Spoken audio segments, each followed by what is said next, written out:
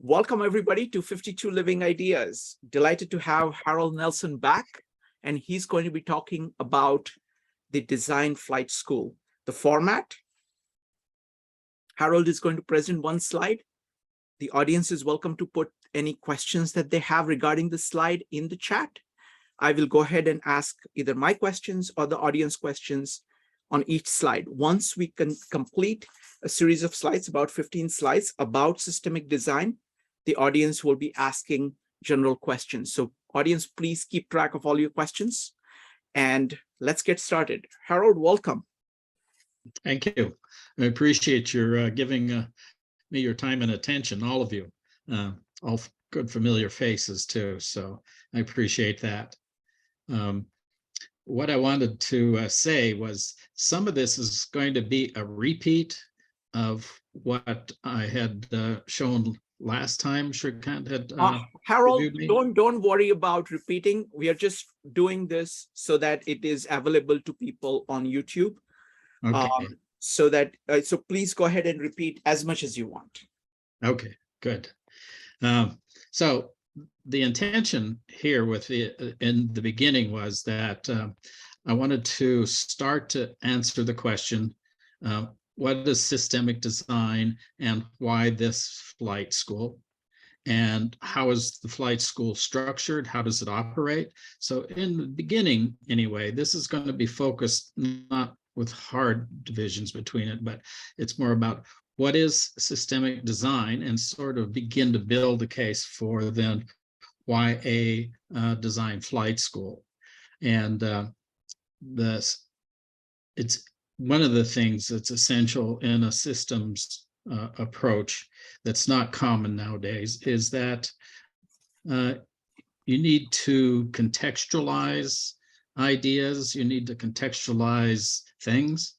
I have been told that if you ask somebody from Occidental tradition, like to describe something like a horse, they immediately go into an analysis of the pieces and the parts and go into a kind of a deconstruction of what that animal is.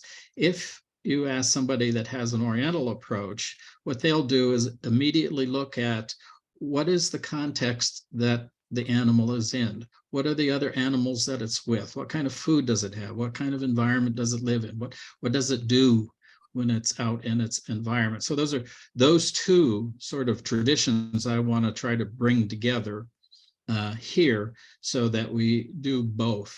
And in the beginning, it's important, I think, to sort of go against the habits that people have here, at least in the West, to begin to analyze and to externalize everything, that this school isn't something that resides out there in a vacuum. It's something that's very much embedded in a context. It has peer systems, it has subsystems in it, it has all these things related and interrelated. And I'm going to try to sort of give a sense of what all of that is so that it's not just a focus on an institution called Design Flight School, but that you'll actually get to see or appreciate what its sort of history is, where it's come from, what kind of an environment context it's in now, all of those things that sort of make sense out of why a flight school would make sense to anybody now, and why did it come up right now at this time? Why is it a good idea? And why is it an idea at all? So Shrikant, do you have anything? Wonderful. No, I like this. I like this sequence. First, we are going to talk about systemic design as such. Then, it's basically the entire this series. There are going to be just 3 questions. Why systemic design? Why design flight school? And how design flight school? How does it function? So first, we are going to just establish systemic design and how is it different. So wonderful. Let's get started. Next slide, please. So one of the things that's important in this from a systemic perspective is that the first step is not to learn something. The first step is actually to unlearn things. And we'll talk about that more later when we talk about how the school itself functions. But anyway, unlearning. And we have all these habits, and this is just an example that I've run into a lot over a period of time. It's habits of action. So I'm sure in offices or organizations you've been in, when somebody says, well, we have this issue or something, and have to take action. And immediately everybody thinks, acts, well, let's get her done.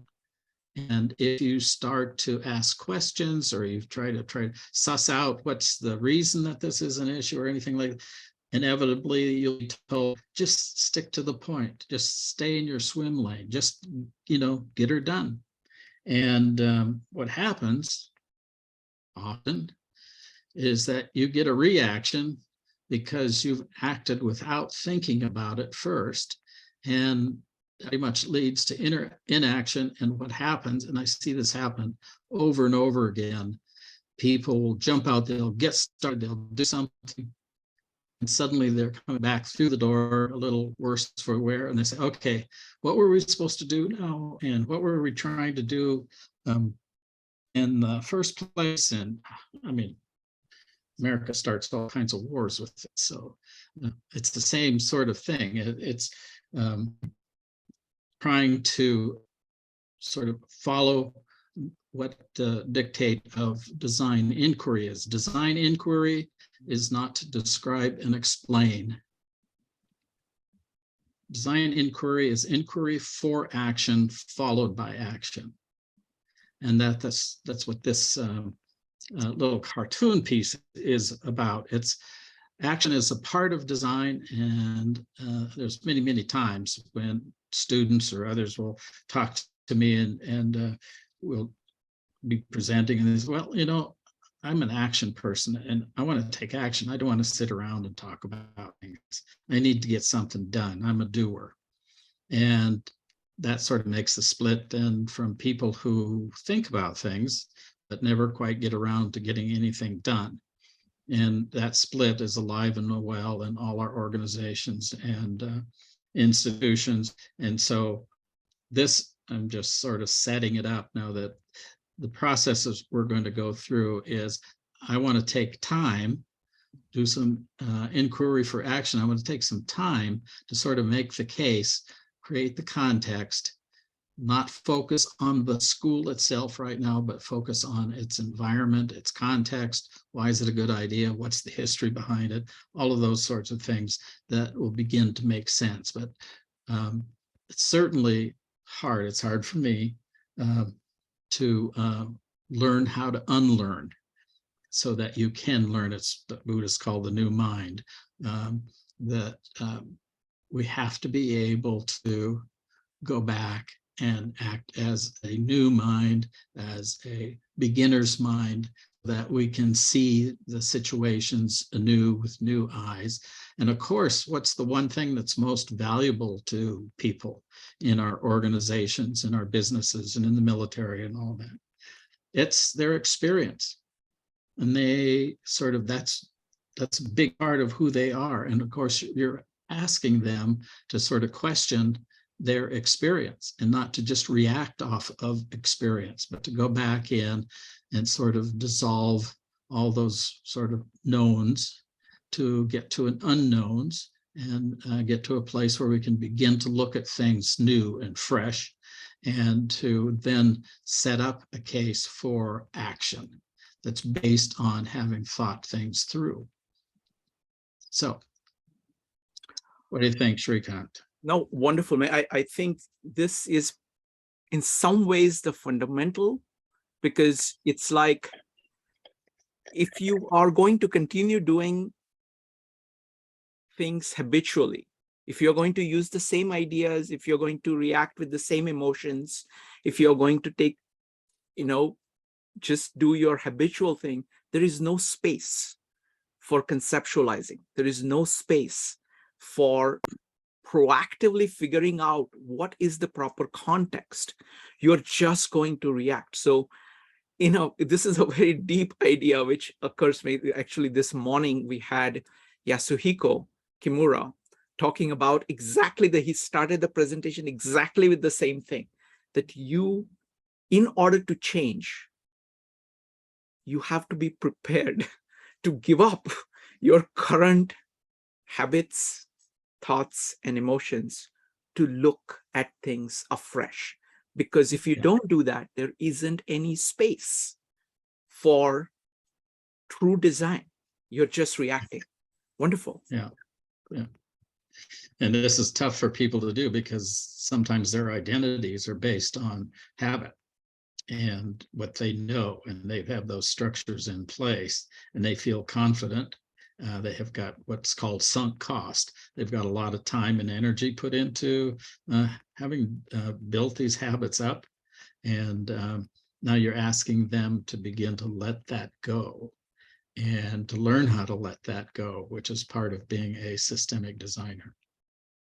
Wonderful. Let's go to the next one.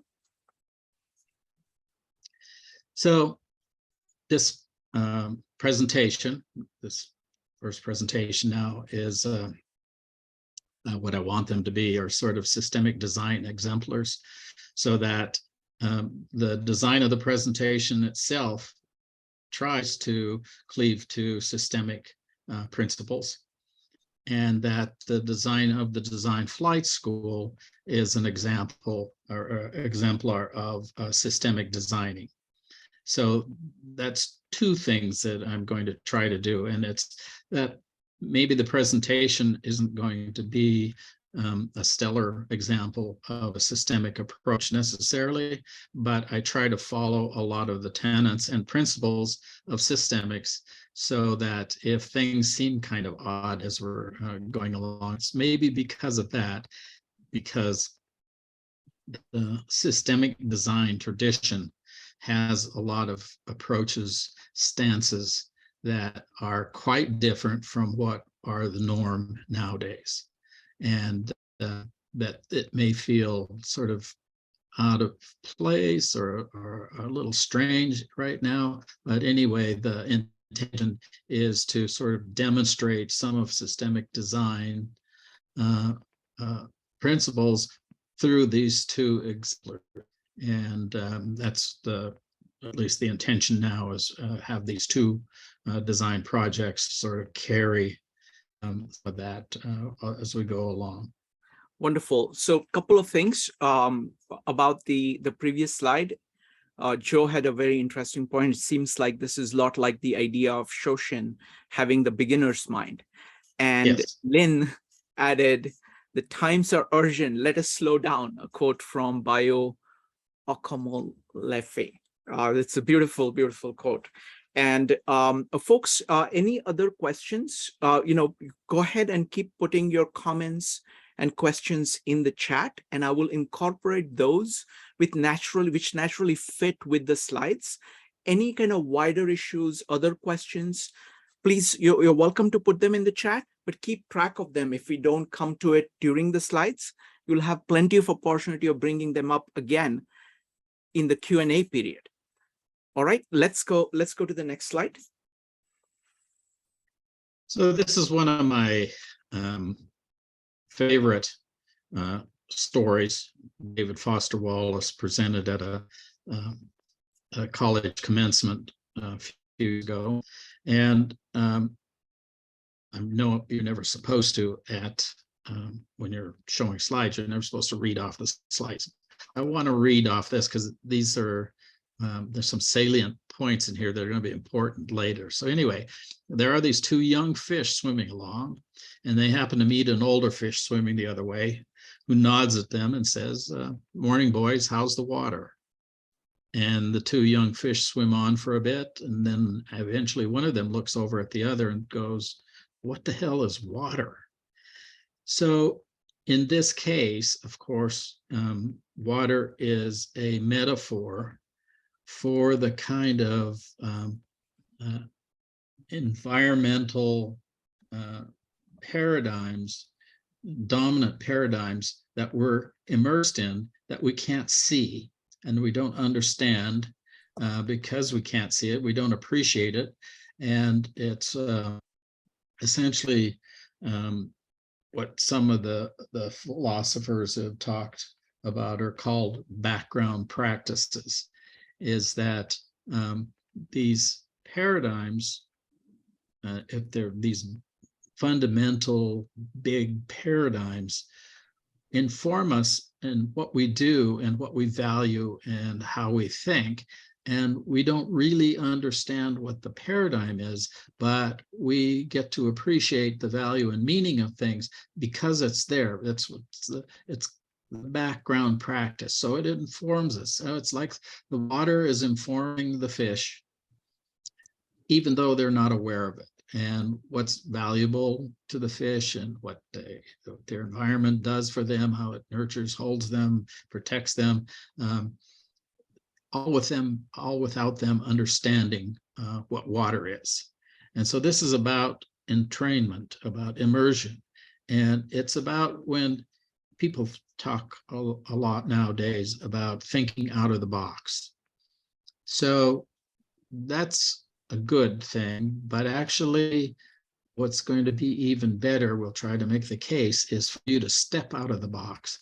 But it's very dangerous, of course, because if you've heard of fish out of water, if you, as the fish, leave the water, you're in serious trouble unless you've got someplace else to go that's going to contain and give you the kind of nurturing protection that your original watery environment gave you.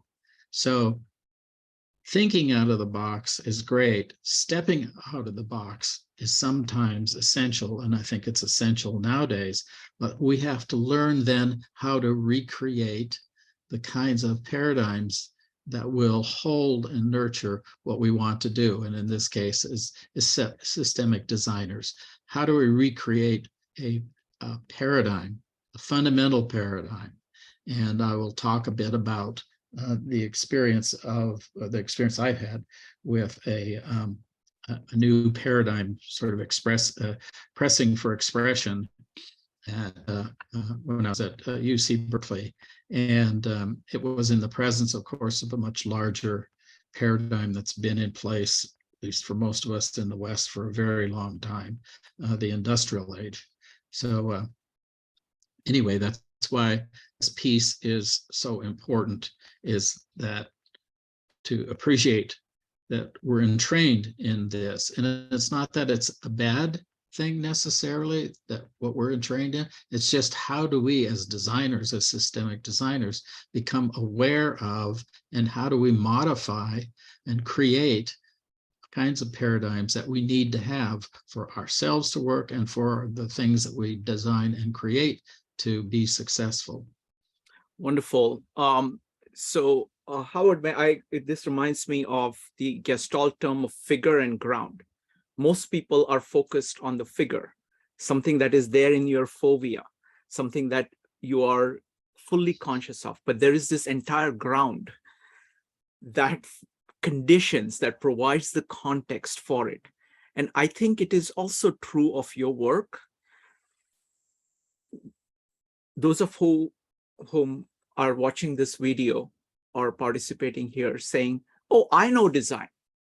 See, systemic design is all about saying, look at the design practices in this large context of the system. You know, what is the system within which it is taking place? So it is all about looking at all the parameters affecting it, you know, all the entire system that is shaping it. So this is a great example. I love it. So let's go to the next slide. Yeah, this will be a short one, this kind of a abridged slide, but I was startled when I found out that the scientists don't understand what water is, real water. That it's, and I looked, when I read this piece from the journal Nature, I looked into some of the research in science and people trying to understand what it is. It's some strange things going on with water. I mean, yeah, it is very strange. So if water is a mystery to scientists, real water, then certainly the paradigms that we're in, that we're immersed in, are mysteries as well. And it doesn't mean that we have to stop, that we just have to learn how we work within a mystery instead of within a known. Science sort of gives us sometimes this comforting thought that anything can be known if you just spend enough time looking at it or describing it or something, and that there's always an answer. And if it's not at the back of the book, it'll be somewhere that you can find it. Things are deterministic.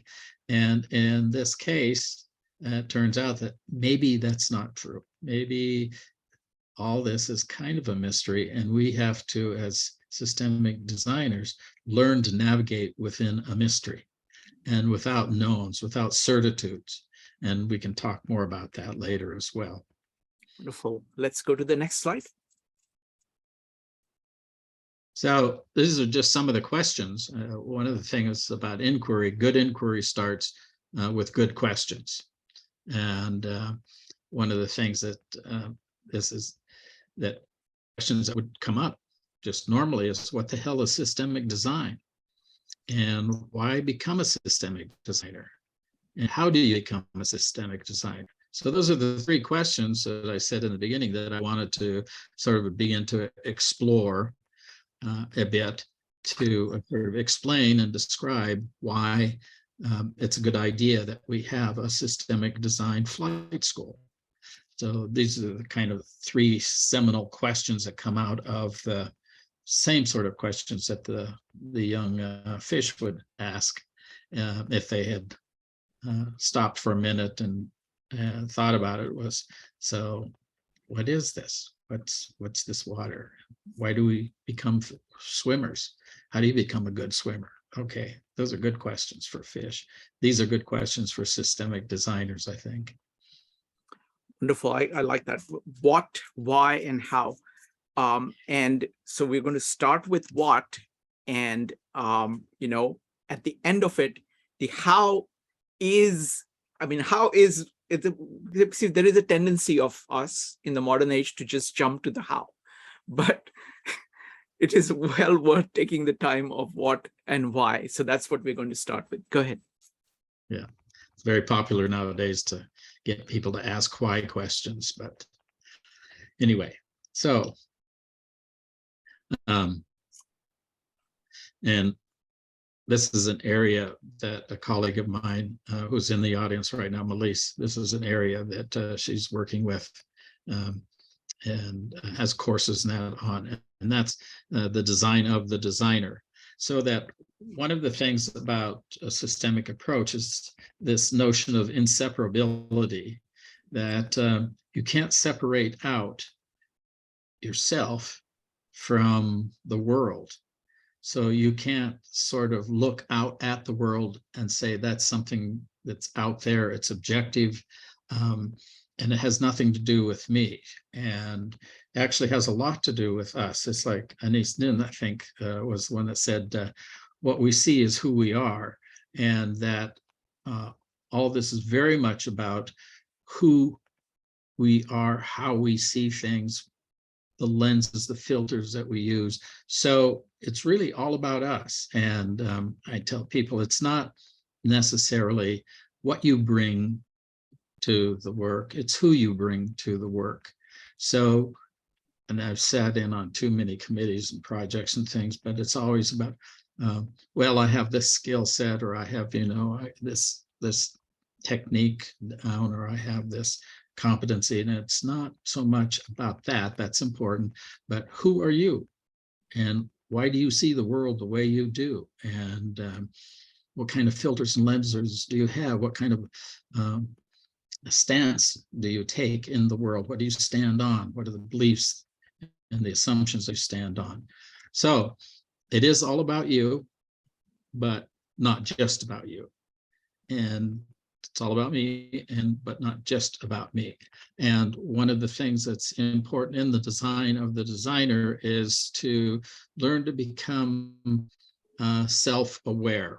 It's sort of related to the OODA piece that we had talked about earlier about being contextually aware, but being self-aware, knowing who you are, more about yourself, how you see the world, what you value, what's background, foreground for you. That's an important piece. And it's not to find fault, which is kind of popular nowadays, is to sort of dig down and find out where you're wrong and what your biases and everything. Okay, but this is not about that necessarily. This is about really learning about who you are, how you operate, how you see the world, what kind of a gestalt do you have for the world, what kind of frames do you make around the world and yourself.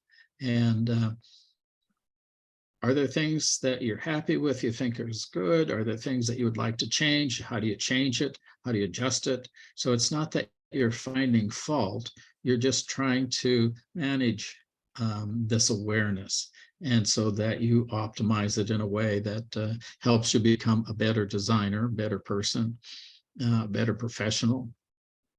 So anyway, the self-awareness piece is essential. How we do that, and how we become self-aware, and how we engage with that self-awareness is a big part of being a systemic designer. And then this is quite popular, probably way before most of you were born. This fellow named Ram Dass was kind of a popular public figure, philosopher, and he was famous for this thing that he had said about "be here now," which is kind of an Eastern tradition as well. But he has a book that's titled "Be Here Now" that was a bestseller. But the important piece on what Ram had said was the intention is that you have to be here in the presence, taking full notice. It's called notitia, taking full notice of what's going on, where you are, what surrounds you, how you're interacting, but be in the moment, be here now. Doesn't mean that you can't be in the future as well, or be in the past, but you certainly have to be in the moment, fully engaged. And the part in this, I guess, is that we know people who are sort of always seem distracted, or they're someplace else. And if they're working on a project with you as a systemic designer, and you have a role relationship with them, what you need is for them to be there in that relationship fully for it to work. So it's this be here now piece is essential for a systemic designer. And it's essential for them to be able, or us to be able to engage in the projects or the places or the people that we come in contact with, because being a designer, the role is not singular. It's defined by the relationships that it's in, by other people, by places, by other systems, and that. So it's essential that we understand and appreciate the moment that we're in. And then to the notion for the designers to be able to focus and understand and appreciate the in-betweens. What's in between things, not what are the things themselves. So when you're asked by somebody in the organization to look at that division, for instance, or look at that person, make an assessment of that person, almost always it's looking at that individual or that division or that organization, whatever it is, rather than at the links and relationships in between that person or that division, and what kind of links they are, and who are they with. So that it's what it points to what Wes Churchman talked about, the environmental fallacy that happens all the time. People do this, is that you can't isolate or separate an individual, a system, an element from its environment, from other elements, from other things. You can't be separate from, you can't be totally, for instance, objective, and not have connections and relationships with the larger world. We know for sure that you can't step out of the spaceship into the vacuum because you believe you have this ability to be totally isolated from everything. You understand that you need that environment to support you, but somehow we act on Earth as if we can separate ourselves, or we can separate a project, or we can separate a person or somebody, a group of people, whatever, from their environment, from one another.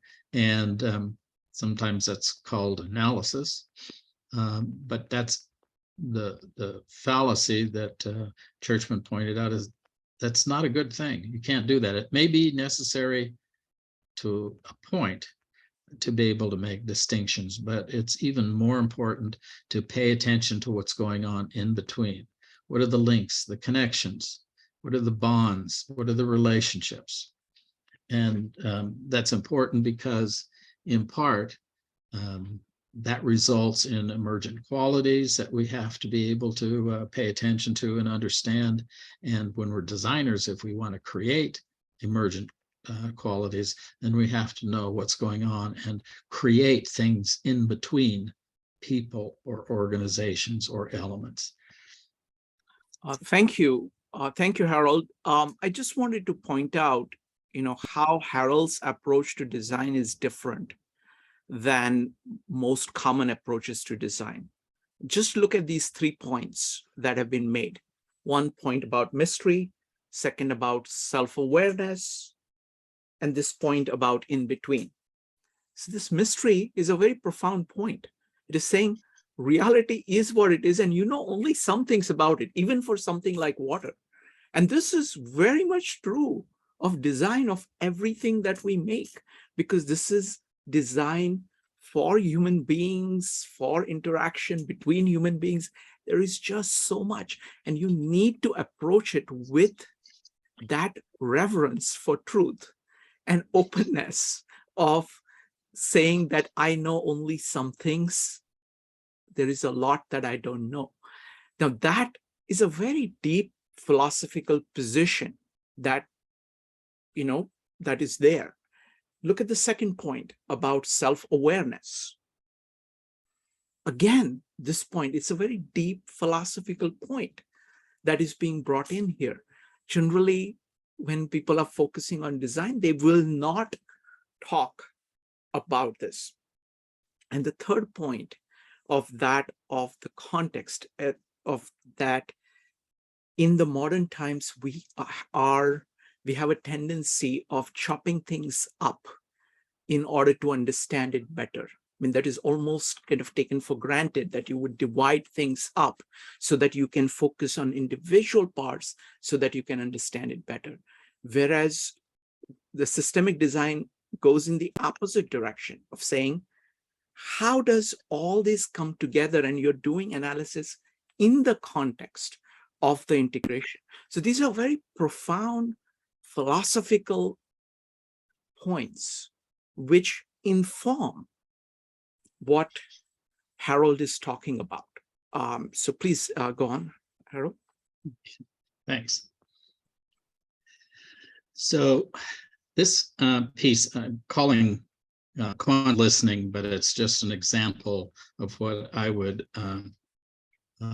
call it can be quantum listening, quantum seeing, quantum feeling, all sorts of things that how do we take information in? How do we understand the world? And the notion of using quantum just means that we have different states of paying attention to the world. So we have different states of listening or frames of mind.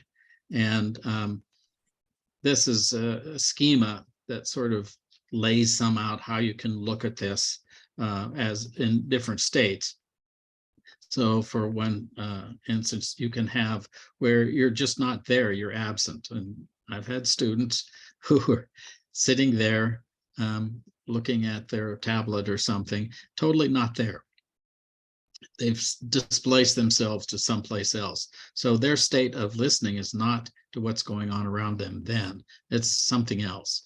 And there's the state of the ego, listening to self, being judgmental. What they see, what they hear is based on a internal judgmentalism about almost a intention of being judgmental about whatever is heard or whatever is seen.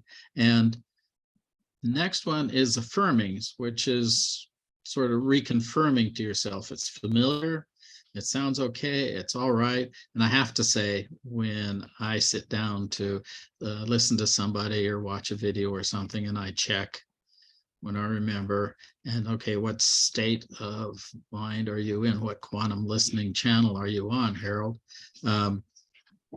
It's usually reconfirming. Yeah, that sounds what I thought. Yeah, okay, that I know that. Okay, that's good. This is a good presentation because it's, stuff I know. Anyway, the difficult one is, of course, when it's disconfirming to what you know, and it's something new. And you have to sort of find a place then in your structure, your belief structure for this new information. What does it mean? How does it change your perception of what you already know? And then, yes. Was there a question, Srikant? No, please go on. And then there's a kind of a different sort of relationship, which is empathic. And that means when you're engaged in listening with another about the other. So that's an interrelationship. These others, where the red arrows are, those are kind of one-way relationships, and that's incoming. Where empathic is two-way. It changes the kind of interrelationship that you're in with the other. And then, of course, the one that's most important for systemic designers is when you're in a generative relationship with yourself and with others. So you can be a creative individual, but you're working and listening to and understanding the other, so that the creativity, the thinking, the work that you're doing is for them and not just for yourself, and it generates something greater than either one of you would have done alone. So just as an example, in the literature and that nowadays, you would find the affirming, the channel number 2, is called confirmation bias. It's, you expect to hear this, you listen for it. And if you hear that, then you think, oh, it's a good presentation, or that was a good video because it confirmed what I expected. The next one, the critical one, is this notion of stepping out of your comfort zone and hearing something new. And I think Harvard Business Review just had a big article on this, about the importance of stepping out of the comfort zone. I've heard this so many times, and so few people can actually do it, where they can leave. When we talked about, your comfort with your experience and your sense of self and who you are and what you can do, stepping out of that is really difficult, and sort of kind of like a fish stepping out of water in a way. It's the comfort zone obviously is within the paradigm and within the sort of familiar surroundings and understandings, and then you allow something in that challenges all of that, and it's really hard. It's really difficult to do that. That's wonderful. I really like this slide, because it kind of, it takes these principles of importance of respecting the mystery, the limits of your understanding, self-awareness, and the in-betweenness, and shows how they are actually operative in psychology of listening. So it is kind of transferring that into into these levels of listening, where you're actually being responsive. See, in the first 4, you just are, you remain constant. You say, I am what I am. The reality is not really there. In the first case, you're just unaware of it. Second case, you're just listening to yourself. In the third case, you're listening to only the things that come in. In the fourth case, you're simply just pushing out what is not you. Empathic is like a starting point of saying, oh, there is something out there and it is important. Let me actually pay attention to what is going on. And the last one is the most profound. And it is tremendous amount of work, because you're genuinely saying, given what is there around me and given what I am, what should I do? So this is a proactive step instead of a reactive step. Please go on. Yes. Yeah. So just in the immediate present, why systemic design? Why does it make sense? Why does it even come up in the conversation? So we know, or a lot of people know, times have changed.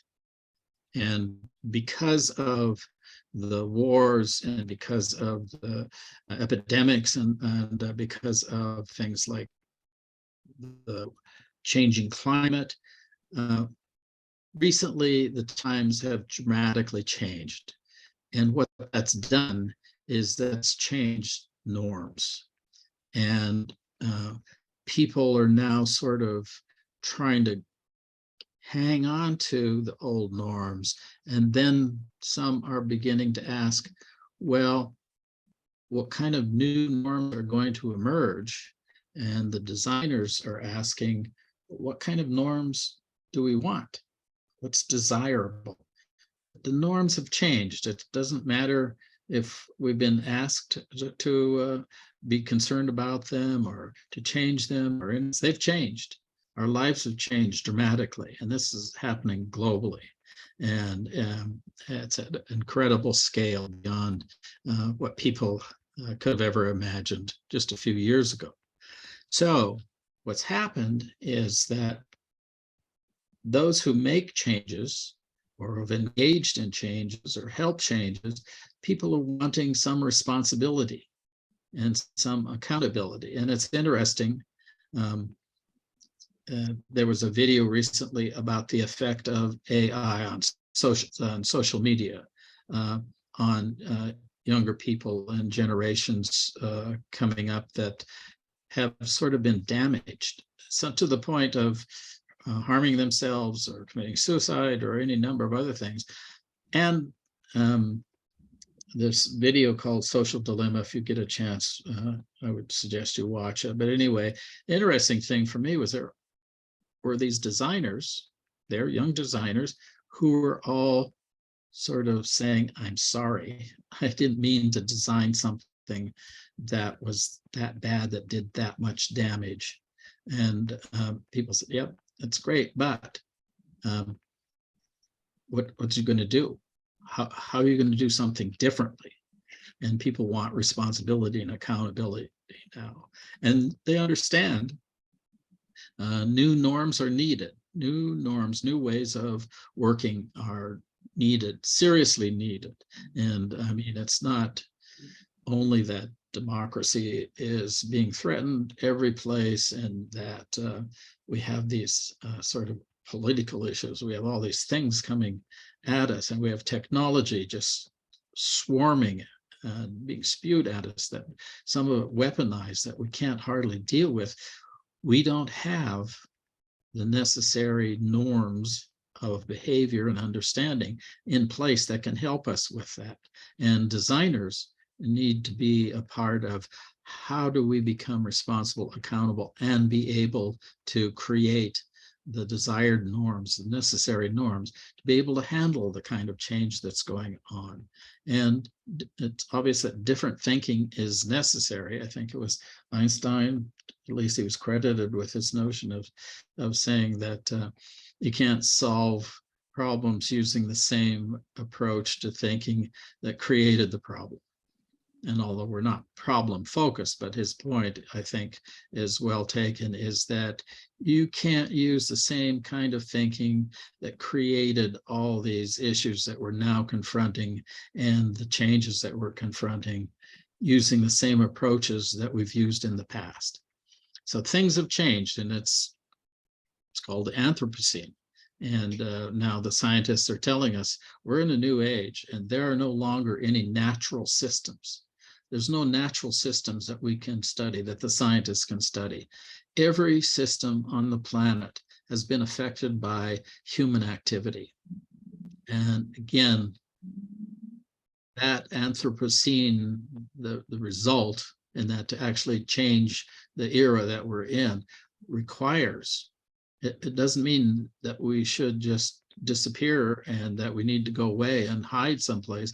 It means that we have to become responsible and accountable, as people ask, as systemic designers, working or having people understand systemic design enough that they can support it and work with it and engage it in their lives, that we can be proactive about it. But it's going to take some effort, and it's not an easy piece. I mean, it really is changing the kind of paradigms that we're so comfortably swimming around in right now, our comfort zones. And how do we step out of that? How do we get out of that kind of water and get into another kind of water so that we can deal with the challenges in the Anthropocene and not stop being human beings, that we can still pursue our desired outcomes, we can still design good lives. We're not just in a survival mode all the time. We're not just ducking and trying to avoid serious harm to ourselves and to others. That just actually, we can change it to where we begin to be designers of a desired life for ourselves and for others. And it means that it's for almost everybody in the environment, that we can have this kind of competency to deal with the complexity that's happening right now and the intensity of what's happening right now. Thank you, Harold. This reminds me of Marshall McLuhan's idea of the effects of any tool. He says there are 4 effects. He calls it the tetrads. He says any tool actually enhances something, and in so doing, it displaces something else. But the most important point here is the other 2 effects. One is that it reverses or flips. The excess produces all kinds of unintended effects that really hurt things indirectly as a result of that tool. And then the solution to that is the 4th one, which is called retrieval.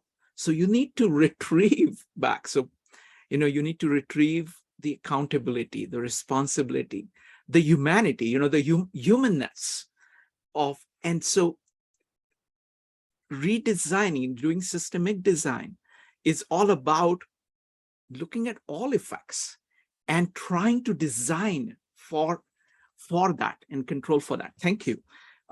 Can we go to the next one? Yeah. Well, there's one point I wanted to make, and Please. what you said about Marshall McLuhan is that's at least in my world, it's the notion that anything that's created, there's something that's destroyed. And that's what happens. That's kind of what I call the Shiva effect. It's anything that's created, something is destroyed. And what that means is that designers have to be good at helping, facilitating people to mourn what was and to accept what's becoming or what they're moving into.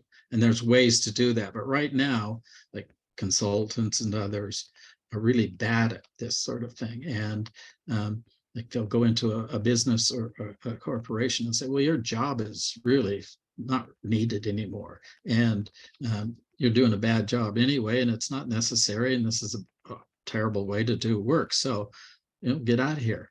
So what they've done is actually murdered this person, because that person has some attachment to the way they work and what their position is and everything. And rather than saying, and helping them go through a process of mourning and leaving the old position, the old way of working, the old way of thinking. They just cut them off and send them out. It's almost as cold as what they're doing to all the young tech workers right now, the thousands being just sent off. So one of the things that is part of design is to be able to help people in the change process go through a mourning that will allow them to accept new, because things change all the time. Change is constant, and you're part of that as a designer of creating changes.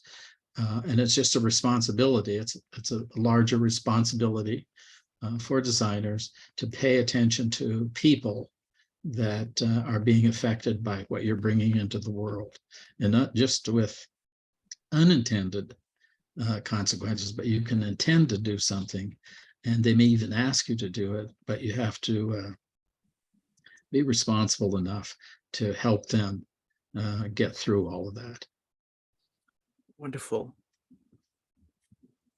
So this speaks to today in a big way for me anyway, is that systemic designing is a rewarding work, but it's demanding. And you don't become a systemic designer by going to a weekend workshop. You don't become a systemic designer because you have a little 4-square model that tells you something about how to make change or whatever. There's people love these little schemas and models that are very simple, 3 steps of this or 4 steps of this, and little recipes and that sort of thing. And I love this. Has been one of my favorite cartoons over the years of Danziger. At one time, the Japanese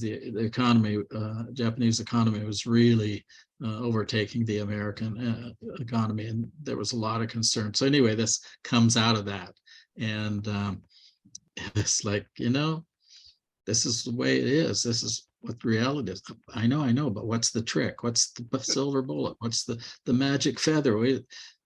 And trust me, you cannot go broke as a consultant if you're selling tricks, magic feathers, silver bullets. People love it. They look for it, and they need and want that. And there's a lot of people that are selling that.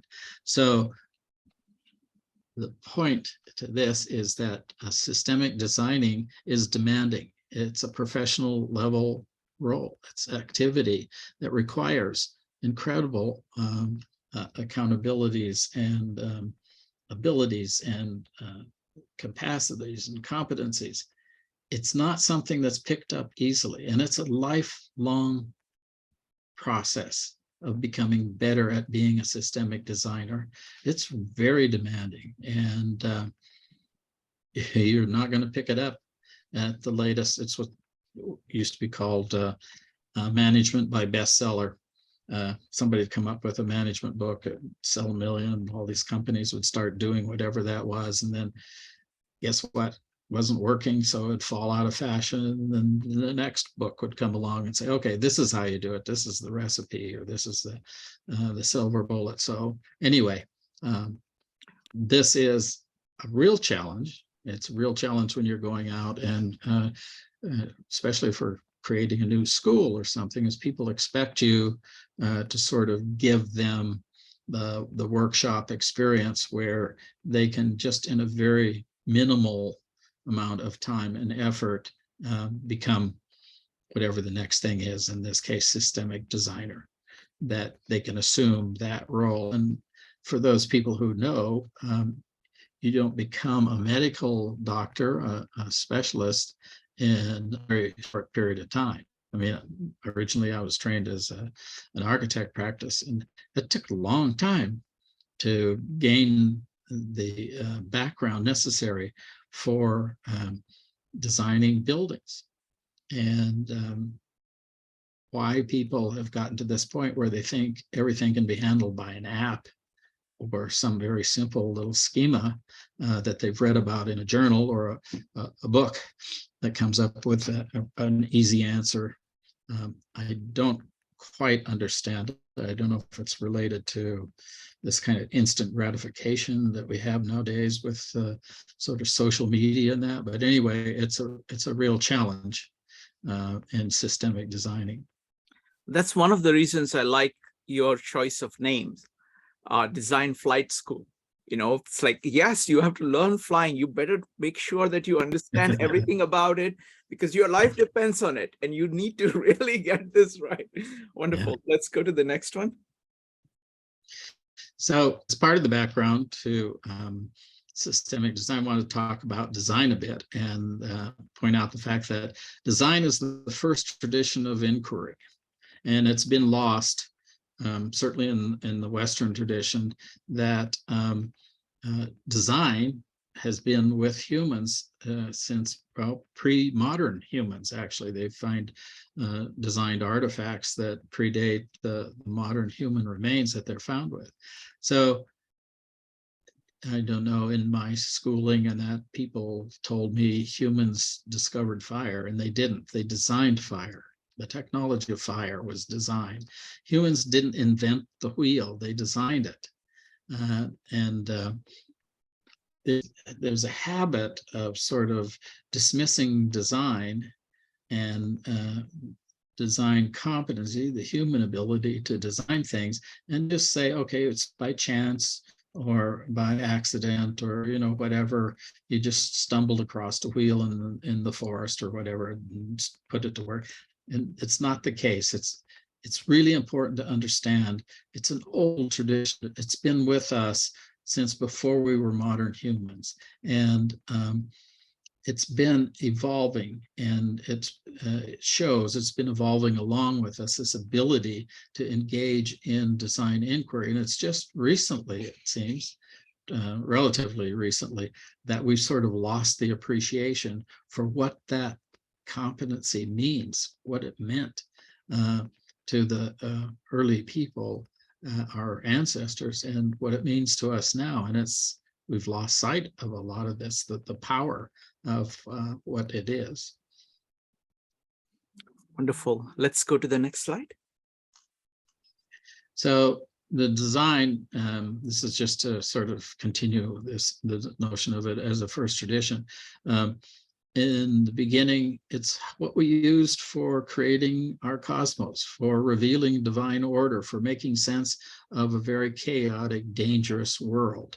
And we did that using our competencies as designers, as systemic designers. I mean, these original designs were complex, integrated systems of belief, and they were very, some of them very beautiful designs. So that going back and reclaiming the kind of history and tradition of design is important, because in part what it does is it holds it forward, where I'll talk about this later, but the notion of wisdom, it was divided between thinking and doing in the Socratic era. And we started to focus on the thinking only and not the doing. And what the pre-Socratics had was this notion that thinking and doing go together. They call it the wise hand, Sophia. Thinking and doing belong together. And we don't have that nowadays. We don't have that integration, that conjunction. And it's necessary, and that's what the systemic design school is about, is how we reintegrate Sophia, how we bring thinking and acting back together, and how we become good at that, how we can master the hand again, the thinking hand. On this one, I have to say my favorite image of this is Jacob Bronowski in The Ascent of Man, talking about knowledge. And he takes example of a sculptor, and he says, you may wonder, I'm talking about science, and why am I using sculptor as an example? He says, it is the hand being directed by the brain, and that loop of grasping and valuing evaluating, understanding what needs to be done, what is the material that is being worked on, like the grain in the stone. And that loop between the brain and the hand is what is the heart of Ascent of Man. That is like the foundation of Ascent of Man. So Yeah. yes. Yeah. Let's go to the next one. So in addition to being the first tradition, it's also the third culture of inquiry, and it shares, but it's different from science and arts and humanities. And this is something else that's missed nowadays, that people sort of don't understand or don't look at. And there was this scholar from England that wrote or gave a presentation and wrote a book in the late 50s called Two Cultures, C.P. Snow. And he said these two cultures, science, art, and the humanities, are so different that they'll never be able to communicate with one another. And so I sort of take advantage of the notion that there are these two cultures. I think they can actually have some overlap, but that design is a third culture of inquiry. It's not a median between science and the arts and humanities. For instance, architecture, I was told often, was this midpoint between science and art. And at Stanford, I don't know if they still have it, but their design program used to be that you had to have a degree in art, and then you had to have a degree in engineering, and then those degrees could call yourself a designer. And that's kind of a painful way to become a designer. And I'm not sure, I mean, they made great product designers, but in this case, I would say design is not a midpoint between science and the arts. It's not an interdisciplinary field. It's its own third culture. It has its own traditions. It has its own postulates. It has its own beliefs, assumptions. It shares aesthetics and rationality with the other two cultures, but it certainly stands on its own. Thank you, Harold. Folks, this presentation is an overview of Harold's ideas. Really, you have to go through the design way to fully grasp, fully grasp the range of his ideas and the depth of his ideas. We here at 52 Living Ideas, we went through the entire book, chapter by chapter, for I think over 50 plus hours we spent. Each meetup, about 30 different people coming, engaging with the text. And that's the best way of grasping the whole thing. So this is just an invitation to dive into both the book, The Design Way, and the Design Flight School. We're going to open it up for the questions shortly. Can we go to the next slide? Okay, so what we will do is that I think let's take a break here. I want to invite other people. Do you want to make any concluding remarks for this set of slides? And then we can invite people to ask questions. Go ahead, Harold. Yeah, what I wanted to reinforce is the notions that this is setting up sort of a context and an environment for systemic design, and why it's a good idea. It's time, I think, to begin to take it seriously, and then to begin later to talk about why it's a good idea, then to have a school, a systemic design flight school. Why flight school? Why'd that come up? Why is it important to have systemic designers go through a kind of a formal educational experience? Different, totally different from what we have now. And not to replace what we've got now. That's all fine. University colleges, that professional schools are not going away. This is just to give somebody, a group of people, an alternative.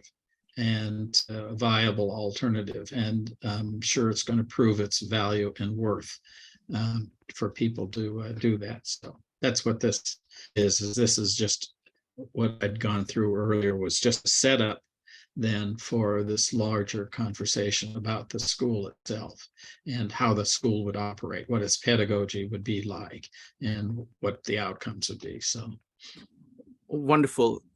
So if we could stop sharing the screen for a moment, I'm going to give preference to people who are very familiar with Harold's work to ask any questions or make any comments so far, and then we will open it up for everybody else. So if you participated, if you're familiar with the Design Way, if you're familiar, if you participated in the meetups, if you've read the book, go ahead and type an exclamation mark, and would love to hear any questions and comments, and then we will open it up for everybody else. We're going to start with Joe, followed by Evanique. Joe. Hi, Harold. I'm very much enjoying the presentation. One of the things that we've talked about, and actually you mentioned during one of your previous presentations, even the Ivan Boesky speech where he said greed is good. And he talked about that back in the 80s. And you talked a little bit about evil design and bad design and how design can be harmful in certain circumstances. So one of the things that I've noticed that even in your symbol behind you is this idea of courage that you talk about as well.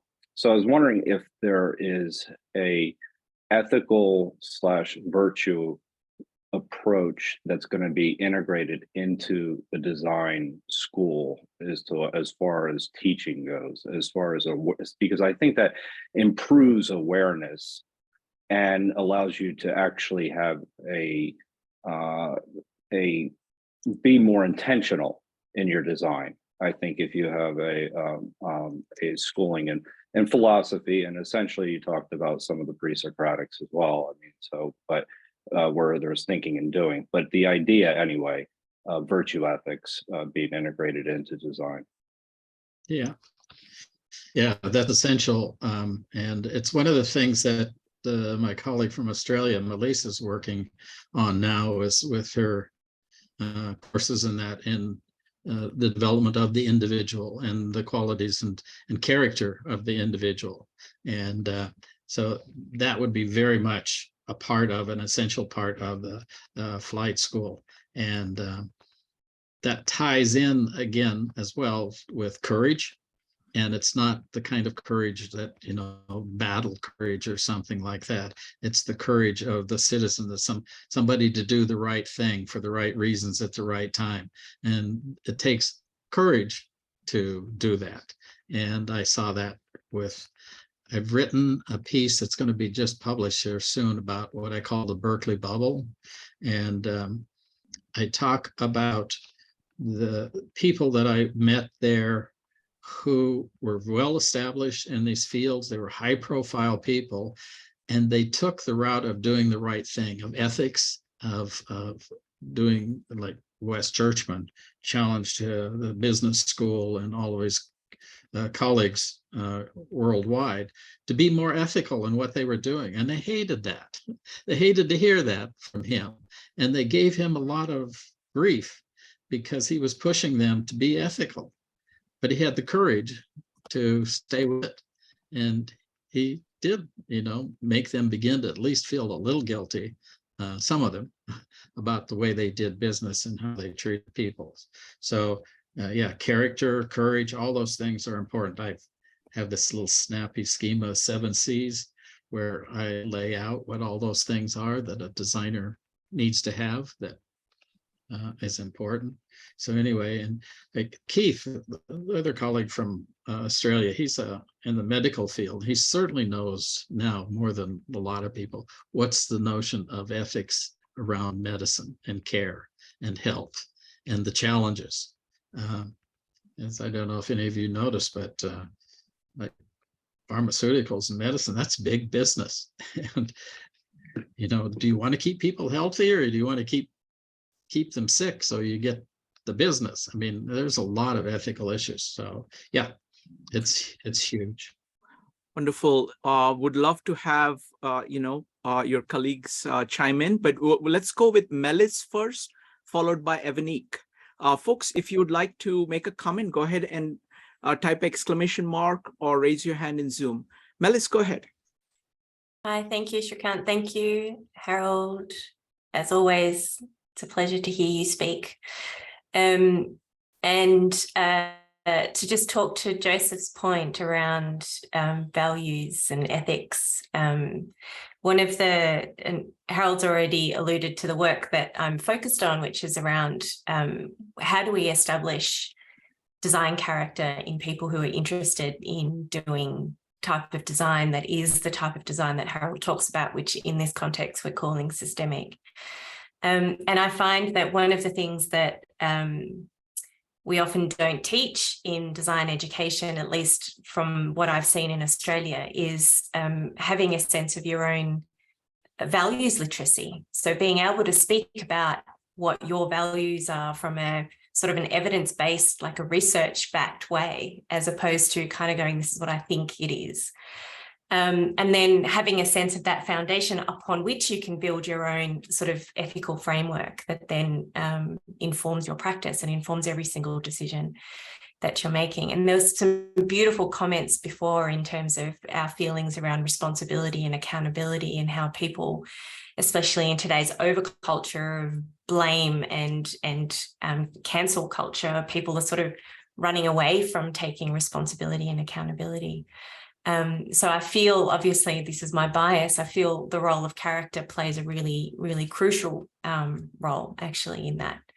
So that's, I guess, my lens on the previous discussion around ethics. But I did have a question, Harold, when you were talking about the first principle, which was thought before action. And I would love for you to talk into the different contexts that I know people in, let's call it the real world, so running businesses and responding to emergencies and that sort of thing. I know I've been in situations talking about the power of design action, and people have said in chaos, Melis, there's no time for thought. The only thing that you can do is act. And I just wonder whether or not there could be something that you could speak to in that context specifically, perhaps alluding to, you know, action can be thinking. So just that point. Thinking in action, it's called experiential learning, and it's called action research as well, which I have some issues with. But anyway, action and thinking is something that comes across, get challenged a lot. And it's sort of like Wile E. Coyote. Every time, you know, the really tough guys go to action, get out. I mean, I work with the military now and then, and special ops, and that they're known. I mean, that's their job, is to get out there and do something, take action. It doesn't always work out well, just by being reactive. And I'll use the futuring as an example to talk about that. There's different ways that we approach our future. And the popular ones nowadays is that we drift into the future.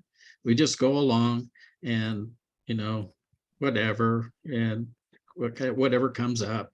And the other one is that we sort of get ready to react and survive whatever we've run into. So we've got, you know, the Marines on board the ship to take care of whatever we run into as we're navigating down through the unknowns. And the most popular is to back into the future.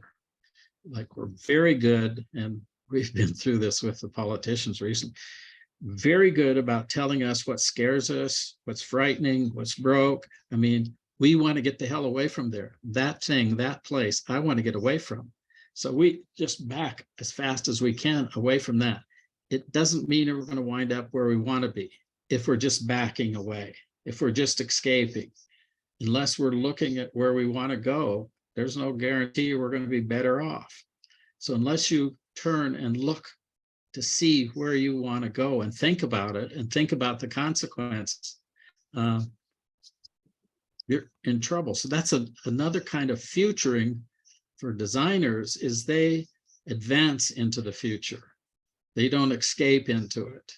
And there's ways, and all the excuses for reacting, and Wile E. Coyote sort of is a good example of why you don't want to do that all the time. And it's interesting, a very famous American architect, Frank Gehry, was just interviewed, and he's very exotic in what he does. And then I would assume that all of his projects would have been over budget and behind schedule and all that. It turns out they're not. He's on budget, on time, and he says, why that happens is I spend all my time thinking about what I'm going to do before I do it. And other people just do it, and then they get in debt and they get behind and things go wrong because they don't know what they're doing. So they can tell you we don't have time to do it, but my experience is that we don't have time not to do it. And right now, when everybody's so pressured with all these issues and everything coming at us, we really need to take the time to decide where we want to go. In fact, it was Barron's. It was kind of a happy thing. In the headline for one of their, this is a business journal, one of the headlines said, what kind of future do we desire? Whoa, that is so different from every other business journal that I've read, where what's going to happen? What are the trends? What do we have to react to? What's coming down the track? It's like that. And here's the Barron's group saying, what is it that we desire? Oh, maybe there's hope. Maybe there's hope. Maybe they would like to attend the design flight school. That's such a positive sign. I can't tell you. It's like Harvard Business Review saying, we really need to know what the hell we're doing and why we're doing it. Okay, not how we're going to profit from what we're doing. So, yeah. Thank you. Thank you, Harold. Next up is going to be Evanik, followed by Keith. Folks, if you'd like to ask a question or make a comment, go ahead and type exclamation mark. Next up is going to be Evanik. Hi, Harold. Thank you so much for coming back and presenting more on this topic. I thought your video last time was amazing, so I was happy to be able to join this one live. So the first thing I wanted to do is I have a comment. When you said it is not what you bring to the table, bring to the work, but why you bring it, but who you bring to the work. I thought that was amazing. And it goes back to having the beginner's mind. It's like, it makes you think about who you are and what you as a person is bringing to the table. Like, what are you putting of yourself into it? I think a lot of times when we go to tasks, we just kind of get it done. And for some tasks, that's great. But I think for designing, you talk about it in your book, you're bringing yourself to the table. You're bringing your desires, your hopes, your dreams to the design. If you're doing it right, you're bringing all of those things to the design. So I just thought that was a great comment. But I do have a question. And I have two, but I'll do this one first. So how does one put aside their ego in the midst of the critical frame of mind? When you had that slide up and you were talking about, the first one is you're just noticing yourself. And the second layer is that, when you go into a presentation and the person agrees with you and you're like, great, it's your confirmation bias. Like, great, he's agreeing with me. But then when you get to that stage where it's the critical part and you realize like this person is not saying what you want, or what they're saying is not agreeing with what you are, how do you get your ego out of the way to really accept it and explore it?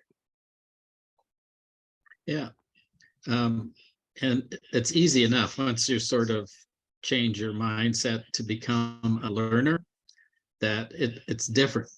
than just a recorder. If you're just recording things that agree with you and you're filtering and that, but if you're a designer, it's fun to learn new things. You actually get into the whole process. So it's not just a repetitive kind of work. You do entirely different things. You do come up with entirely new ideas. You're a different person at the end of each design project. And I guess it's dopamine or something has something to do with it, Keith. I'm not sure, but it's like it can become addictive, this reward that you get for doing a good job at learning something new and making it real and bringing it into the world for other people. I mean, it's a very sort of complicated thing.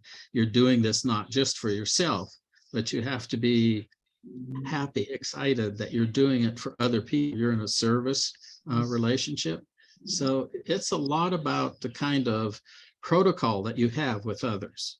And there are a lot of protocols that we can put in place, the relationships that we have. And it's like my friends in social science and that the protocol is the I, it.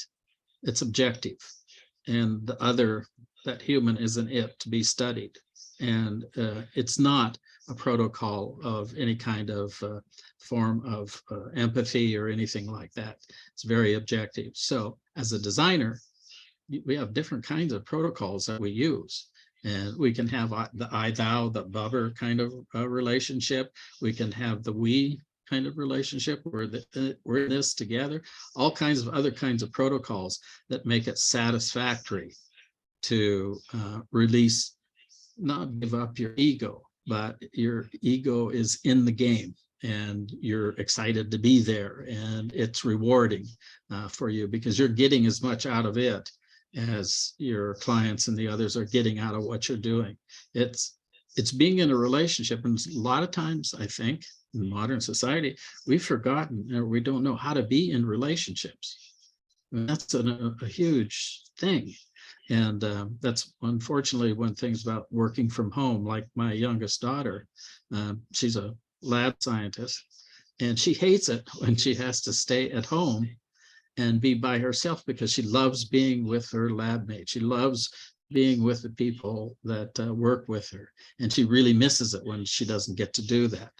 So it doesn't have to be like that necessarily, but there's been a lot of conversation about people losing the ability to have relationships, to have, just talks and around coffee and meetings and friendships and all the importance and the deadliness of not having friendships and solid friendships and things like that. So it's about those protocols and the kind of protocols that you want to put in place as a designer and to understand that it's the emergence that comes out of the relationship.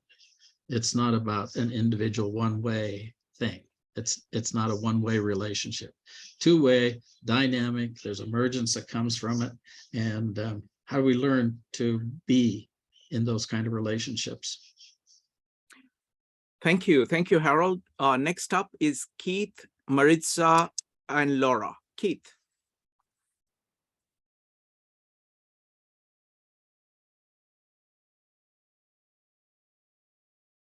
Keith, you need to unmute.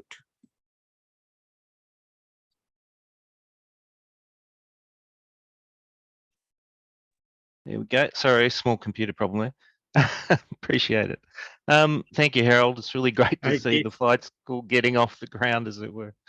I had a question, a bit of a leading question. In the design way, you pay quite a bit of attention to creating the notion of a design crucible in organisations, where systemic design can actually be, I'll call it, safely practiced or encouraged. And that's stuck with me for a long time. It's also really tricky to create in some organisations for all the reasons you gave in your opening statement. But if we train people to fly well, we probably need to give them the right place to take off and land safely, etc. So I think, it'd be great as part of this to talk about that as a major part of the course, at some stage, but maybe you'd like to make a brief comment now. So, and we will cover it, I hope, later a little bit, but the way that I conceptualize it is that absolutely for any project like this school to survive, you need people who support it, people who protect it, people who, you need that, which is the crucible. So in this kind of larger scheme of things, it's, I call a center, that the center becomes those people who are part of the group, the cohort that is interested in and wants to support the school, believes in the work, and will sort of help you create a safe place. And then you have another piece where the people who are the staff, the ones that are working in the school, and that they need a place to talk, to develop, to grow together, to work together. I call it the new coffee house. It used to be back in the day in England and places that coffee houses were where you went to discuss things and have, you know, good talks, and all kinds of things were fomented in coffee houses. That's not what's going on in Twitter right now, as I can understand it or believe it. So it's like, how do you create the crucible? How do you create this kind of coffee house for your colleagues and staff and people to actually further develop themselves so they can guide and mentor the emergent systemic designers? And then you have the school. But the school isn't going to survive if it doesn't have that context. If it doesn't have the crucible, it's not going to survive. Its work will dissipate and it'll be taken apart. Already, you know, people circling and saying, well, we could do that better, or, you know, you're going to take stuff away from us, or you're going to do that. So you really do have to design the holder, the crucible, at the same time as you're designing the system. Thank Good, you. thank you. Thank you, Harold, and thank you, Keith. Next up is Maritza, followed by Laura, Joe, and Evanique. Folks, if you have not asked the question before, I'll give you a priority. So if you have questions or comments, go ahead and type exclamation mark. Maritza. Hi, I'm a little hesitant to say my comments because I thought I watched the presentation from the perspective of how would I receive this if I were unfamiliar with Harold Nelson and the design way.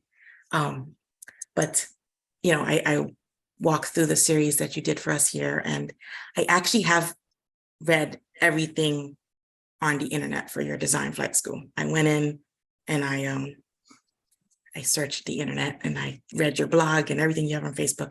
So I took a step back. So forgive me, I have a few critical comments, but please know that they come from a perspective if I were unfamiliar. The first comment is that you have said in the past, and I have this saved, and I think it's actually posted somewhere for the Design Flight School, and you say, design creates reality and augments human being. Design disrupts and maintains the human world. And those are such powerful answers to the what question. That I'm not convinced that those answers are reflected in the slides presented today. Just wanted to put that out there. Harold, just a second. So Maritza, firstly, greatly appreciate you doing this, okay? Because that's exactly what we want. So, and it's like you're somebody who is very deeply familiar with Harold's work, and you're looking at what he's presenting from the fresh eyes. So it's extremely. Well, I'm all sweaty with it. Doesn't feel right. Yes. But I did it anyway. Yeah. And so that was one comment.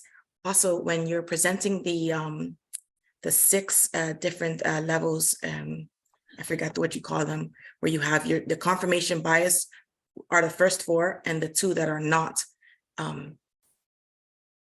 I initially thought that the affirmation line 3 was a good thing. And then when you put the banner on the left that said confirmation bias, I was like, oh, right, those are the ones that are not those are not the ones to aspire to. So I had to stop patting myself in the back, because if I didn't know what Designway was, I would have thought that that was maybe a good one. So maybe somewhere confirmation bias should be there first. And the last one critical thing I want to mention was you have two cartoon images. The very first one is with the Wile E. Coyote and such. And I'm kind of familiar with that because it's referenced often, but that is, I think that's more of the United States. So in using it, it does limit you more to the US. And the other one that you used, the very first thing I saw was Christian. I know it wasn't the biggest word there, but it's the word that stuck out at me. I believe that it's just referencing the book or the article that that's cartoon was posted in, but it brings in religion where none should be. To me, that's a question that we don't have to tackle in this philosophy of design. And so that seemed to me also, I didn't entirely get that one, just from a, like, I guess, I don't know, that one didn't work for me. I didn't see the tie. I understood the idea of, the ugly American idea of looking for shortcuts, but it seemed so very base compared to the rest of the slides that we were viewing. So that's it for my comments for the outsider. Everything else, I thought it was very clear. It made perfect sense, and it left me on the edge of my seat wanting more. So I think that rest of it was just great. Thank you. Maritza, thank you so much. You're not an outsider.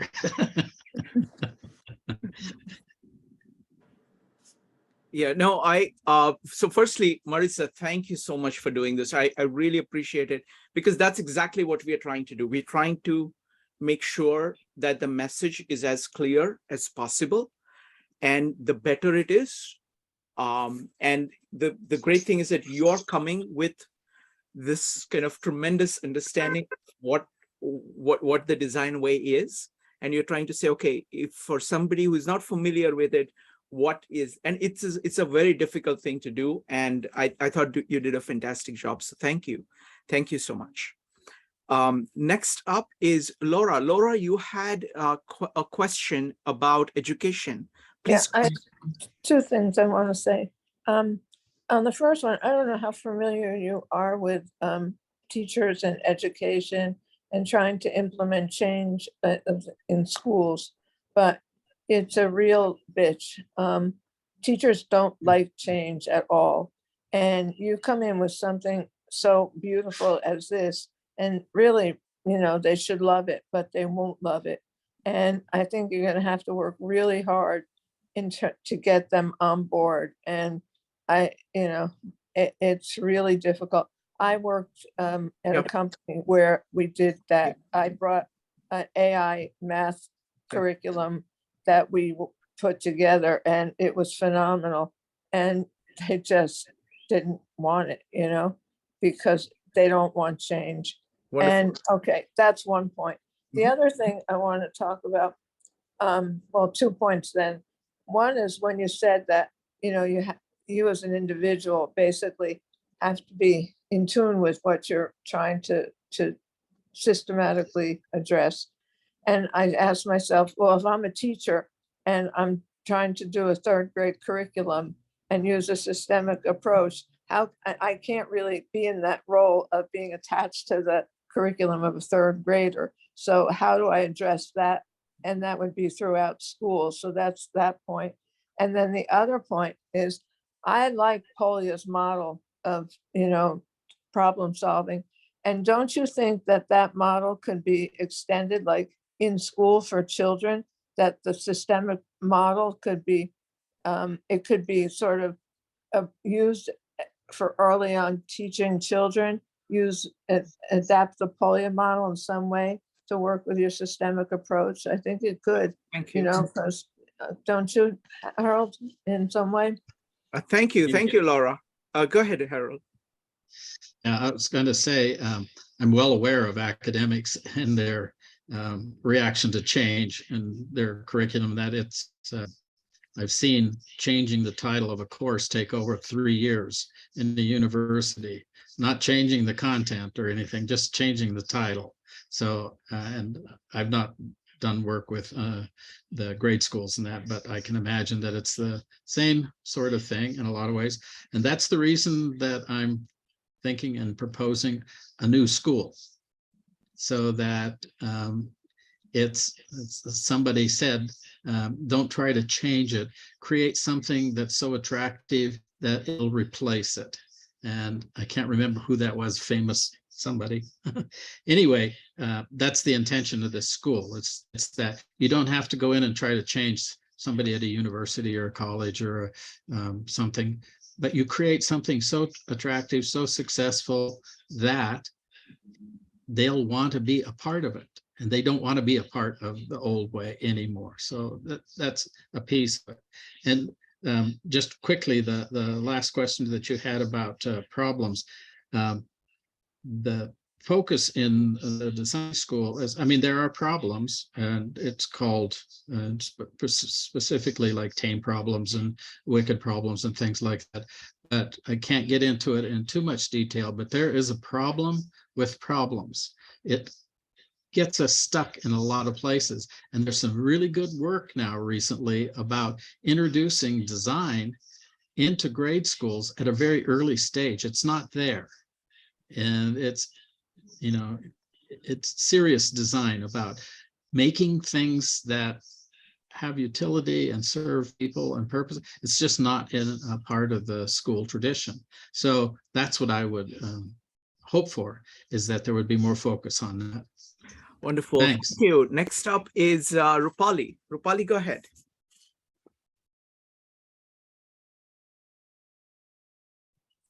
Hi, thank you very much for this presentation.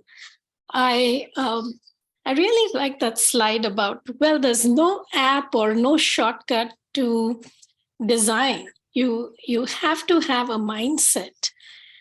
So my question, Harold, is how do you develop the mindset to design?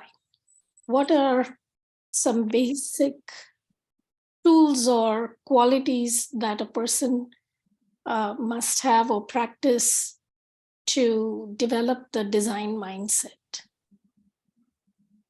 So you need to be a part of the school. You need to join up. That's the challenge. I am going to join you. Thank you. Okay.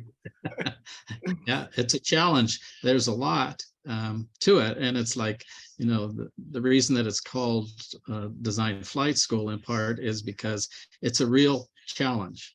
I mean, I don't know how many of you other than Melissa or others that have flown, but it's a real challenge. And multidimensionality of it and the complexity of it. I mean, the first time I had a hold of the yoke and I wanted to adjust my seat, well, guess what? Everything moves in 4 dimensions instead of just in your car where you can just grab onto the wheel and move however you want. Totally different world, totally different world, totally different way of thinking, doing, everything was different. And that's what this is about. So I'm not trying to ignore your challenge, but it's a real challenge. That's why the design school, and hopefully I'll be able to go through the model with you about why it makes sense, why the flight school model from traditional flight schools makes so much sense. There's this notion of ground school, getting grounded. And there's this notion of trying it out and simulating and doing things and getting exercise, and then getting out in the air with a coach. So the coach can ask you, the flight instructor can ask you, why the hell did you do that, Harold? You could have killed us. Okay, I won't do it again. No. So you get to be coached with somebody. And it's a relational piece. I mean, nowadays I found, and then when I was at universities, and there's so much animosity between teachers and students. And there's this division like, power issues, all sorts of things. You're not the boss of me. I'm the one that's buying this. I'm the customer, or the professor saying, you do what I, whatever. No, this is about a relationship. This is about an interrelationship. It's about how you're not colluding with somebody. You're not going to say, yeah, everything you're doing is fine. And you just ran into this car with the plane and you shouldn't have done that, but it's, your thing. Okay. No, it's none of that. It's about a relationship. How do you pass on skills and knowledge and understanding and appreciate that kind of role? There are people who can tell flight instructors what to do when it comes to, I don't know, baking a cake or something like that. They don't know how to do that. They have to listen to somebody. They have to have a relationship with somebody that can bring them along. So again, it's about being able to establish relationships and to trust. I mean, some of the best learnings that I've had, and I've had 3 of these formal, they're called apprenticeships. And it's where you apprentice yourself to somebody who is really good at what they're doing. And one person was a machinist, and he taught me things. I mean, it was for the physics research group, and I could make machines that I couldn't have imagined. Anything broke on my car, no problem, I could make it. I didn't have to import parts. I could make it. It was gears, whatever. It was incredible, and had nothing to do with being an architect or anything else. It was being an apprentice to a very good, and did the same thing with a potter. I was in ceramics for them, and she took me to a level of ceramics that I never would have reached in an American school, ever. It was just amazing. You let your antagonism against authority and power and whatever else, your ego, all that stuff, you let it go. You go into a relationship, appreciative relationship. It's incredible learning. So all of that has a part to play in the flight school. Nothing is rejected out of hand. If it works, and if it works well, then it has to be a part of it, because this is a big deal. This is a big deal, getting people to be good systemic designers. Thank you. Thank you, Harold, and thank you, Rupali. Next up is Joe, followed by Evanique. Joe. Yeah, so one of the things that a couple of the terms that you'd also used already is the idea of sunk costs and some of the different biases that people already have. And I was just wondering, are you actually thinking about incorporating certain things like behavioral economics into your design thinking courses? Because seems to be a lot of overlap that could actually be beneficial when you're talking about change and changing people's perspective and understanding how they perceive things and how they behave in the world. So when you're talking about building a system that will actually influence their behavior, almost in a nudge type of way, it seems like that would actually be somewhat useful in design school. Yeah, actually, I steer away from the notion of nudging, and it's kind of social engineering. And I know it's popular, like universities in Holland and that they're all teaching their new designers how to nudge and push people and pull them into different ways. And again, it comes back to this notion of developing a relationship with somebody. And it's this notion of service. There was a medical doctor in San Francisco, and she had written this piece, changed the way I approached everything that I did after I had read this. And she said, helping and fixing people. If you help people, you assume that they're helpless. If you fix people, you assume they're broken. If you serve people, you're an equal. And what you exchange is a gift between you. And that's what I've taken, was this notion of service. And it's the press, and that is full of people being fixed and helped. But what you do is treat them as another, and you treat them as helpless, and you treat them as broken, not as equals. And in design, you actually have a service contract, either literally, like with architects, people like that have literal contracts, or you have a way to imply a contract. So with future generations, with disenfranchised, with all that, you have a way of creating a contract of service where you treat the other as a whole person, as an individual that needs to be honored and served. And that's a very different kind of relationship. And I know the most popular course ever at Stanford was this notion of behavioral modification. And that's now being pointed to a lot for the troubles with the social media, and that where in gaming and things like that, you can get people addicted and you can sort of trick them into doing things. So I think there's another way if we focus on relationship, and those aren't related. That Stanford piece was not about relationship. It was about this one way sort of control piece. And it's just too much like social engineering and a lot of things that I don't think would be helpful. But we really do have to get better at how we develop trusting relationships. And it doesn't mean as a designer, you have to do anything somebody tells you your client do, because you're still a professional, responsible person. So it's very dynamic. It's not smooth, easy going or anything. It's like any kind of social relationship, the give and take. And some of the best work I ever did as an architect would be when it was pretty dynamic. It was, like there's going to be a divorce here pretty soon, I can tell. And it turns out that everybody would, oh my God, I could have never imagined this was going to come out this wonderful. And it did, because it's a dynamic process. I've had fire clients that have said, I want you to leave out fire doors, or I want you to, I said, nope, it's not going to happen. You get somebody else if you want that to happen. So it's not that kind of relationship. And they're difficult because, like I said, I don't think we're really good nowadays at how we manage our relationships professionally and at any other level, certainly in education. The medical fields are full of those kind of relational pieces, and business, military. I mean, it's amazing. Yeah, no, that's excellent point. It's basically what you're saying is that it's I thou relationships, not I it relationships. Yeah. Yeah. Thank you. Next up is Evanique. Hi, Harold. I love that part where you talked about service.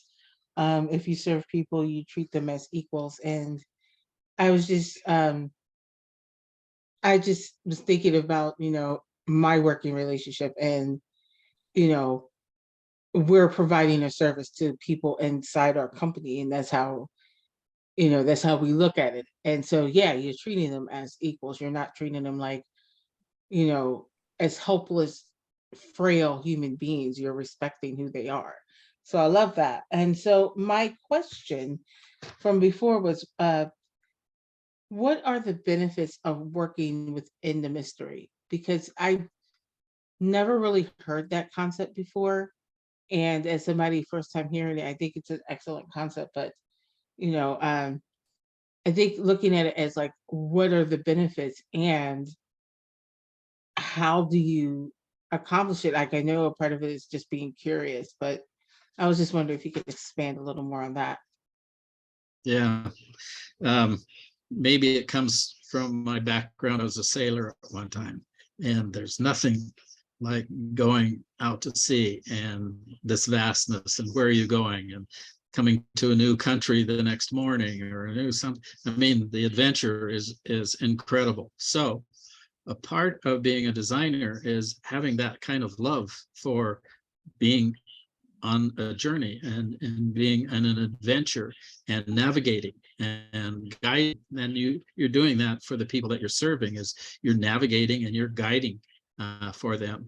And it takes, it takes a certain kind of person. It's like courage and all the rest. But I love the South Pacific. I love not just Australia. I love a lot of parts of South Pacific. But one of the things that fascinates me was the navigators. They had a certain group of people on the islands, in the South Pacific Islands, that were called navigators, and they could take you across hundreds of miles of open water, and you hit a little tiny dot of land.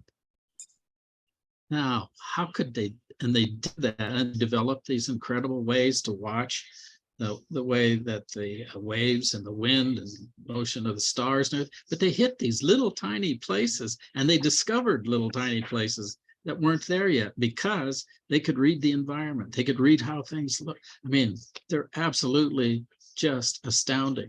And it's that kind of love of adventure that they had, and to be able to do it, and to do it on behalf of other people. I mean, you are, in a way, guide is a part of it. When I was growing up here in the state that I'm in, this western state of Montana, when I was a kid, I used to guide people into fishing holes, for instance. And they'd get tired and hungry and dusty and scared and whatever, and just say, no, just stick with me. It's going to be worth it. Just stick with me. I know where we're going. We're going to get there, and it's an adventure. And they had to trust you. And when they got there, oh, it's happy, great time. So a part of that is the guide, the navigator is, you know, like being able to tell where you are because of the waves and the currents and all the other stuff, where anybody else just gets scared as hell being out there in the middle of nowhere, and no cell phone and nothing else. You know, what am I going to do? You can't be scared. That's where courage, real courage, comes in to play, is that you love this work. You love being on these adventures. You love something new. And the thing about design is that the outcomes are indeterminate. They're not predetermined. They are indeterminate. They're whatever emerges from your work. So it's going to be brand new and unique. It's not at the back of the book. It's not given in a recipe or anything. It's indeterminate.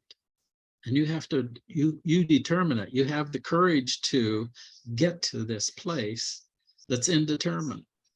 I mean, it sounds kind of open-ended right now, but it really is a process. And you do have to work on your abilities, 7 C's, all that. Do you see where the 7 C's come in? Did that.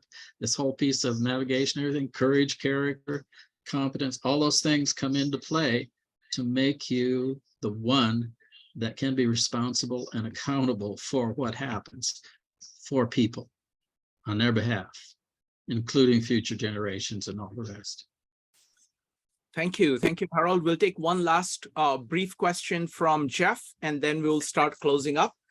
Jeff, what's your question? Harold, thank you so much for this evening. And I was one of those that participated in many of the conversations about the design way.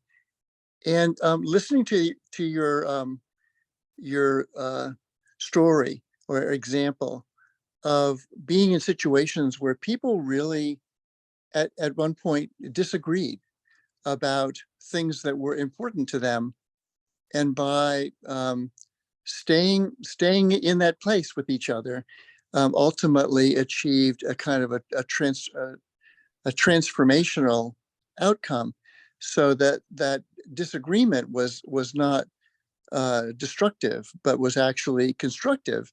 And they came out of it feeling even more trust and more cohesive in their relationships, as well as achieving an outcome which was better than they could have imagined.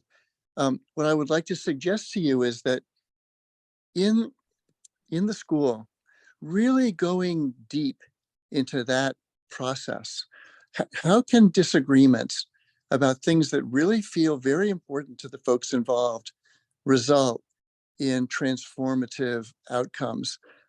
I'd just like to suggest to you that that's a subject and a practice that's really worth spending time with and practicing and employing in many what are otherwise very difficult situations.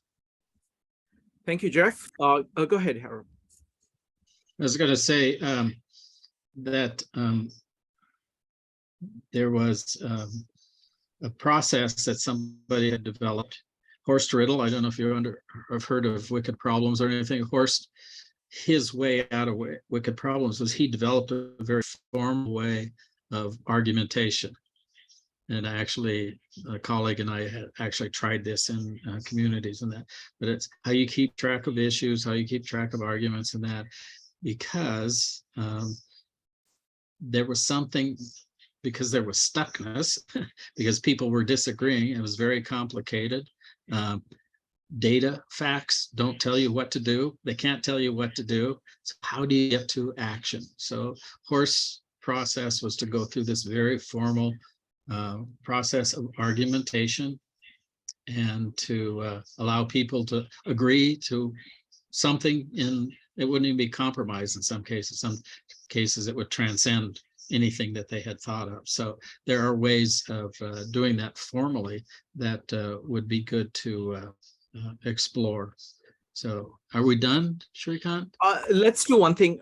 Becky was a regular at your at the Designway meetup, Yeah. and she has one last one, and then we'll close up. Okay. Becky, go ahead. Thank you.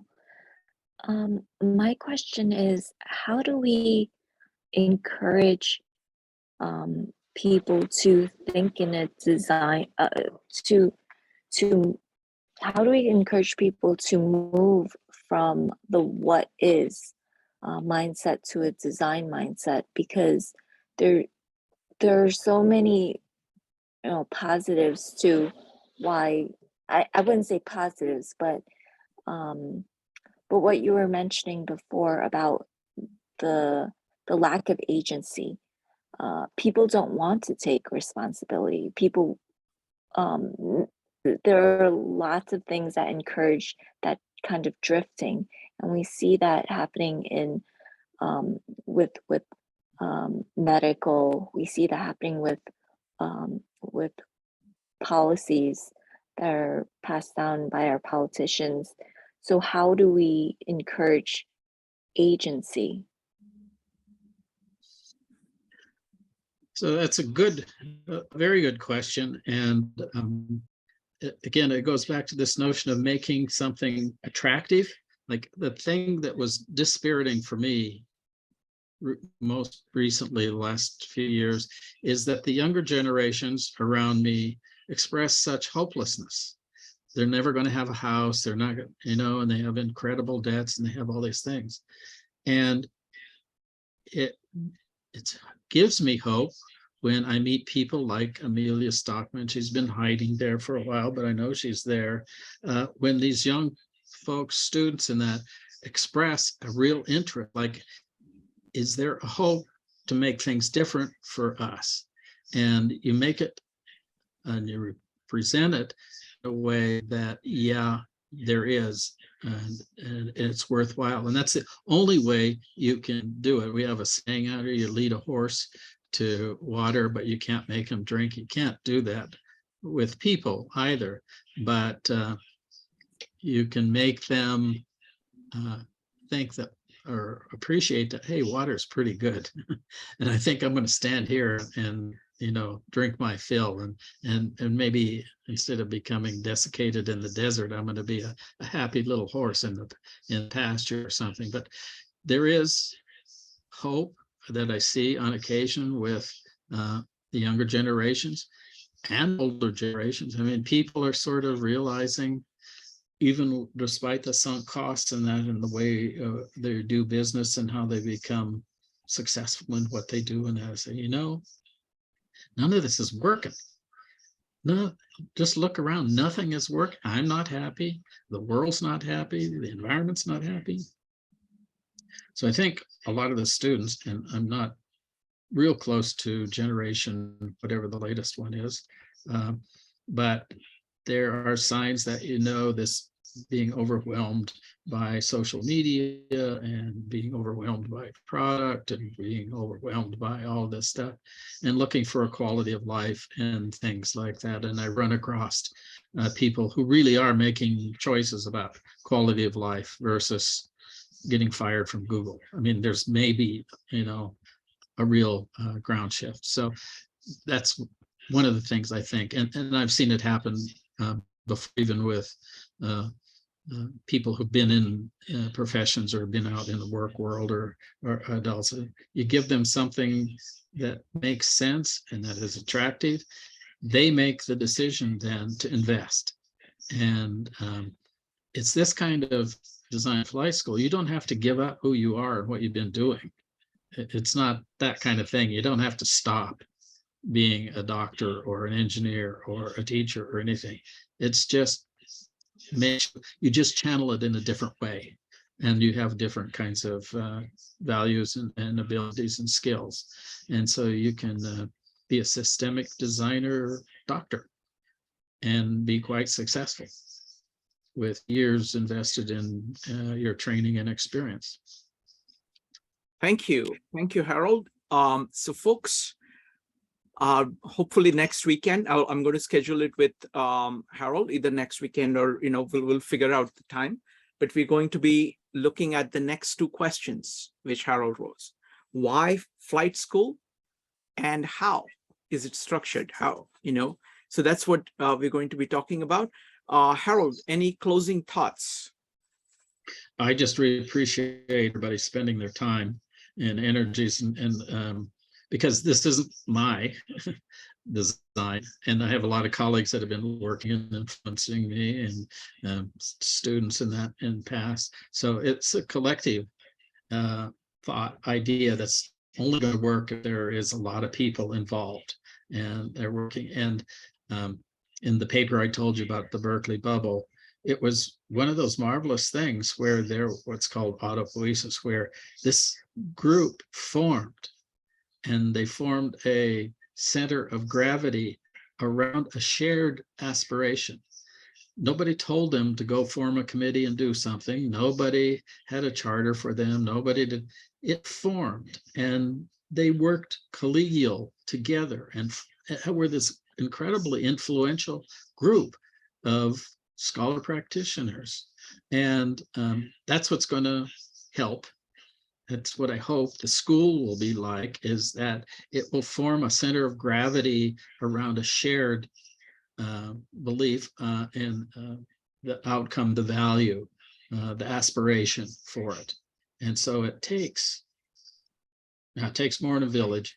Okay, it will take a lot of people. So I appreciate your time and your energy, and hopefully begin to form a critical mass and inform me what some good ideas are, and go back and forth, because I enjoy that. Working with Melise, Keith, and folks has been great to have a focus. If people want to find out more, what's the best way of reaching you? What's the website? It's a hard one to remember. It's Harold G. Nelson. It's www.haroldgnelson.com. Joe, could you Joe, could you go ahead and type that in the chat? I just want to make sure that people can go there. All right. So folks, thank you very much. And this is, and Harold, thank you for agreeing to do that, to do this, and look forward to having you back very, very soon to continue with this. All right. Thank you, everybody. Thank Bye. you.